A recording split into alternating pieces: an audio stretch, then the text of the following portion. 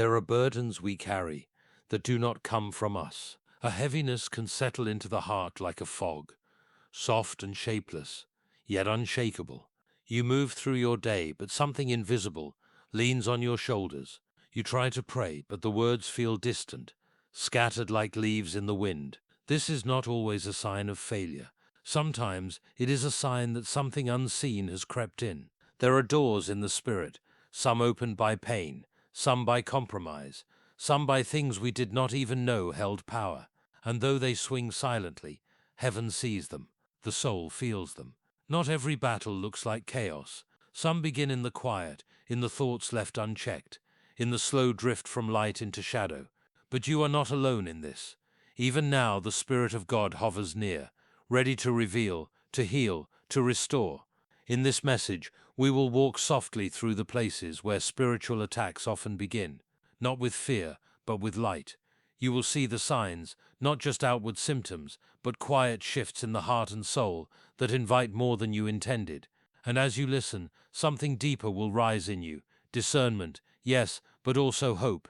Because what God reveals, He also redeems. This is not about shame. It is about coming home. You are seen. You are held. And even the doors you didn't know you opened can be closed again by the hand that still holds the keys of mercy, deliverance, and peace. Let this be a gentle unfolding, a sacred unveiling.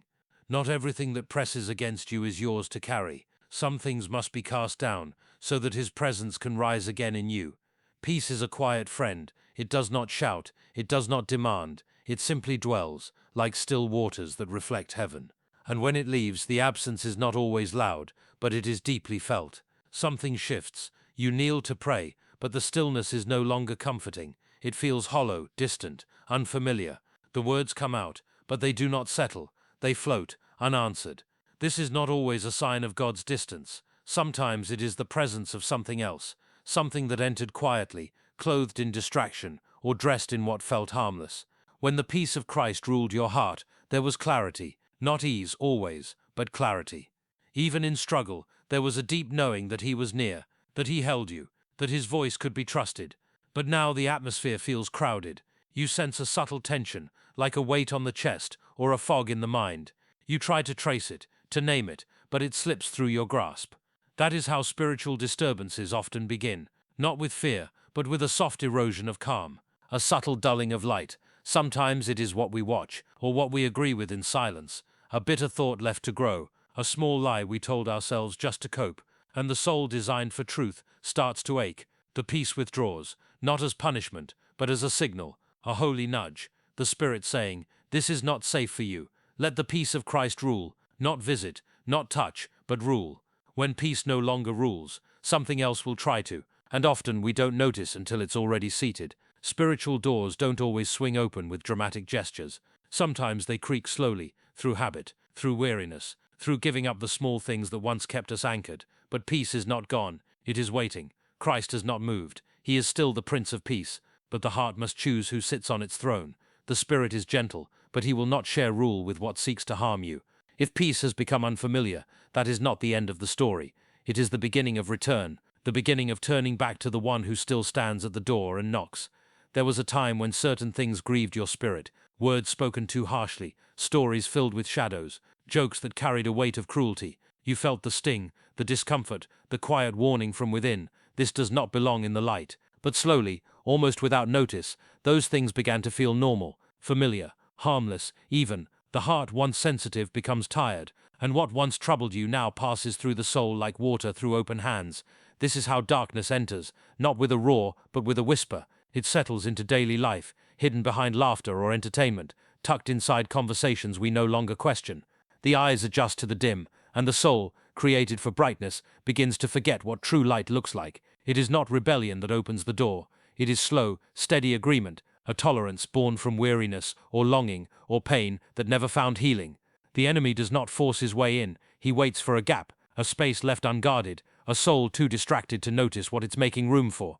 Do not give the devil a foothold, not a fortress, not a throne, just a foothold. Just enough space to begin weaving lies about who God is, about what is harmless, about what no longer needs to be resisted. The heart may still love God, the mouth may still speak His name, but when compromise is allowed to dwell, the soul becomes cloudy, and the cloudiness feels like silence, it feels like emptiness. The light still shines, but the windows are fogged. The danger is not always in the darkness itself, but in the comfort we begin to feel while sitting in it. God is holy, not cold, not distant, but set apart, and when we draw near to him, that same holiness begins to stir within us. It doesn't shame, it awakens, it calls us back to clarity, to purity of heart, to peace that flows clean like water drawn from a deep well. If the soul feels numb, it may be time to ask, what have I made peace with that grieves the Spirit of God? He is gentle, but he is light, and light always reveals what darkness tries to make feel safe. The night was meant to be a place of rest, a holy pause where the body lies down, and the soul finds stillness beneath the shadow of God's wings. But for some, the night has become a place of wrestling. Sleep comes late or not at all, dreams twist and turn with shadows, thoughts race even in stillness. The pillow becomes a battleground, and silence is filled with noise no one else can hear. This is not always the weight of a busy day. Sometimes it is the voice of the Spirit, crying out beneath the surface. Restlessness is not always random. Fear that walks through dreams, confusion that wakes the heart, images that do not feel clean. These are not just the leftovers of stress. They can be signs, gentle alarms in the night, that something has been welcomed in that does not belong. Spiritual attacks do not always strike in daylight. The enemy often waits for the dark, for the vulnerable moment when the body is quiet, but the soul is still awake. He works in confusion, because confusion weakens the guard, and if the door to the mind is left open, through bitterness, unrepented sin, or things allowed into the home that carry the wrong spirit, then the night can reflect that hidden breach. Yet even in that unrest, God speaks. The soul may not understand every image, every dream, but the heart knows when peace is absent, and that absence matters. In peace I will lie down and sleep. This is the inheritance of the child of God, safety, stillness, a quietness, not born from control but from trust. When that peace leaves, it is not always because God has withdrawn. It may be that something else has entered, something the Spirit wants to reveal, not to shame, but to cleanse. The bed should be a place of surrender, not struggle, a holy place where the last thought is gratitude, and the last breath before sleep is laid in the hands of the one who neither slumbers nor sleeps. If night after night, the heart feels disturbed, ask gently in prayer, who else have I allowed into this space? The question may open a path to healing. God is not far. He watches over the night, and his peace, when welcomed again, will drive out what does not belong. Prayer is meant to be breath, not performance, not pressure, but breath, a drawing near, a resting in the presence of the one who sees in secret. But sometimes, even the first word feels heavy. The soul begins to speak, and the silence feels hard like stone.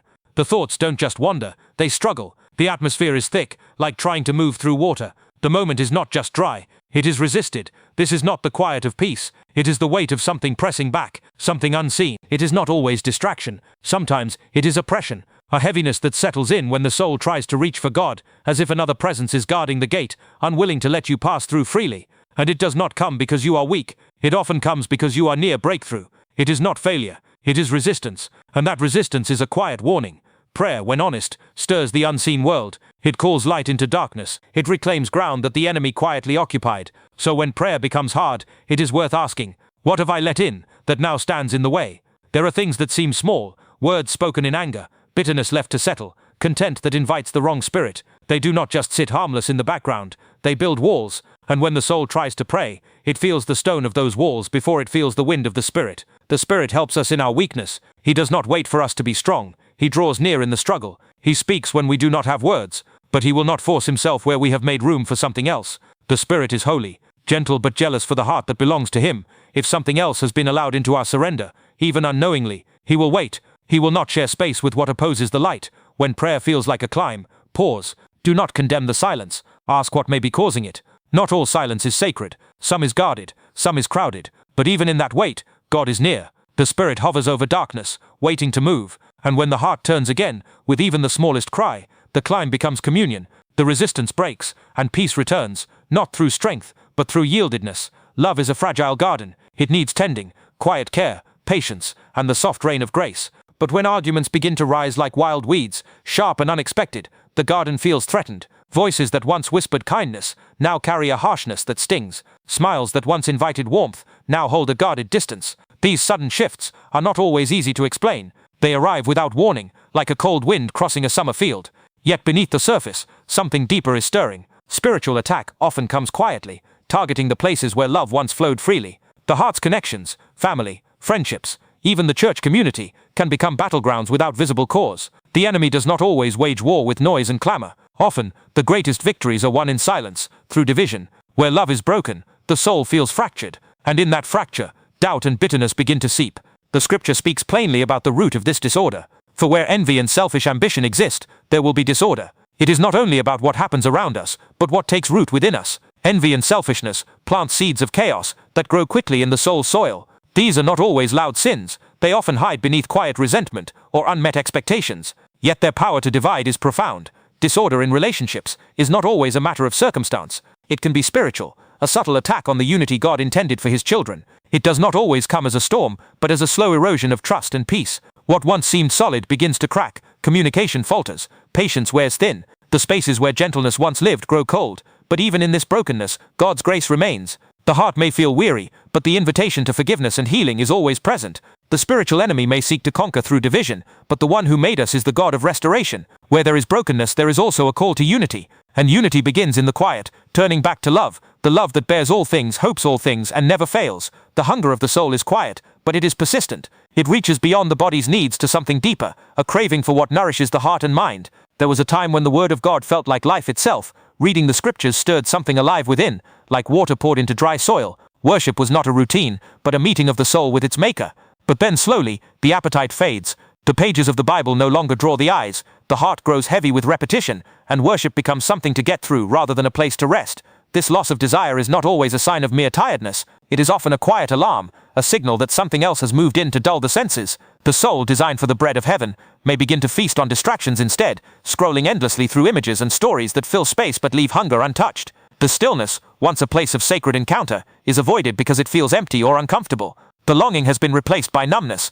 The Spirit speaks through hunger. Man shall not live by bread alone, but by every word that proceeds from the mouth of God. This hunger is not a demand, but a gift, a call to life, to connection, to truth. When that hunger fades, it is worth asking what has taken its place. What has filled the heart's table when the word is left untouched? What voices have spoken louder than the gentle call of the Spirit? This loss of appetite can come from weariness, yes, but it can also come from subtle spiritual intrusion, a slow pull away from holiness, not in obvious rebellion, but in quiet compromise. It might be a small seed of doubt, a tiredness of heart, or an unchecked bitterness. These things cloud the appetite, dim the light, and distance the soul from what truly satisfies. Yet the hunger can return, the appetite can be renewed. It begins with a quiet turning back, a gentle choosing to open the word, to sit in the stillness, to seek the presence that never fails to feed. The soul remembers, even when the heart forgets. The bread of life awaits, patient and unchanging, and the hunger, when embraced again, becomes a doorway to deeper peace. There was a time when silence was a sanctuary, a gentle place where the heart could breathe freely, and the soul could listen without distraction. But now the quiet feels heavy. It becomes a space to be feared rather than embraced. To escape that stillness, noise floods in, music plays endlessly, voices fill the room, news scrolls across the screen. Anything but silence. The absence of sound becomes unbearable. God speaks in whispers. His voice is often soft, tender and subtle. It comes not in storms or clamor, but in the stillness where the soul is quiet enough to hear. The enemy knows this well. If he can fill the silence with distraction, fear or confusion, he can drown out the shepherd's voice. The quiet places where God longs to meet us become crowded, cluttered with the noise of this world, and in that noise the heart grows restless. Be still, and know that I am God. The invitation is clear, but when stillness becomes scary, it is worth asking why. What has crept into the spaces meant for peace? What fears have whispered lies that the silence now echoes? The fear of being alone with one's thoughts, the fear of facing hidden pain, or the fear of hearing a truth long avoided. These can all make stillness feel like a battlefield. Yet stillness is not emptiness. It is a sacred place where God's presence is made known. It is the place where wounds begin to heal, where clarity rises, and where the heart learns to trust again. The noise may be louder, but the whisper is still there, waiting to be heard by a soul willing to be still. The fear of silence is not the soul's true state. It is a sign that something else has taken root, a shadow that needs the light of God's presence to dissolve. When the quiet becomes frightening, it is an invitation to lean in gently, to open the heart slowly, and to allow the shepherd's voice to break through the noise. In that stillness there is safety, there is rest, there is the holy whisper of love that calls the soul home. There comes a quiet moment when the soul forgets who it truly is. The truth of identity, once clear and shining, becomes blurred beneath a fog of failure and shame. The heart begins to speak in words not its own, words that accuse, condemn, and bind. Instead of grace there is guilt, instead of sonship there is distance. This forgetting is one of the enemy's most subtle and powerful weapons. Not a forceful attack, but a slow erasing of truth that leaves the soul wandering in darkness. The Spirit's voice whispers otherwise. You are no longer a slave but God's child. This is not merely a phrase to be repeated, but a foundation to stand upon. It is the doorway to freedom, a promise sealed by love and grace. But when that promise is forgotten, the door swings open wide, not to the peace of God but to lies that wear the name of the one they seek to trap. In forgetting who you are in Christ, the soul loses its armor. It begins to accept the false stories that say you are unworthy, too broken, too far gone. These lies sound familiar, but they are not from the Spirit. They are shadows cast by the enemy, meant to steal identity and sow confusion. When shame becomes louder than grace, the light grows dim, and the heart can feel lost. Yet the truth remains steady, even when the soul feels weak. God's child is still a child. The love that called you by name in the beginning has not changed. The promises made are unshaken by human failure. To forget this is to forget the very foundation of hope. This forgetting is not final. The door can be closed again. The lies can be spoken back to the one who knows your name and holds it tenderly. In that return lies restoration, a reclaiming of identity, rooted not in what has been done but in who has made you whole. The journey back is quiet, gentle and sacred. It begins with the soft remembrance that grace is greater than any failure, and love stronger than any shame. There is a sacred peace that waits beyond every open door, beyond every quiet struggle. Even when shadows press close, the light of Christ remains unshaken, a steady presence inviting us to come home, to rest, and to be made whole again. No door opened in weakness is stronger than the one who holds the keys to mercy and grace. In his gentle hands, every burden finds release, every wound begins to heal, and every lost soul remembers who it truly is. May this truth settle softly in your heart today. You are held, you are seen, and you are deeply loved. If this message has spoken to your soul, you are welcome to stay with us by liking this video and subscribing to our channel, where we walk together in quiet faith and gentle hope.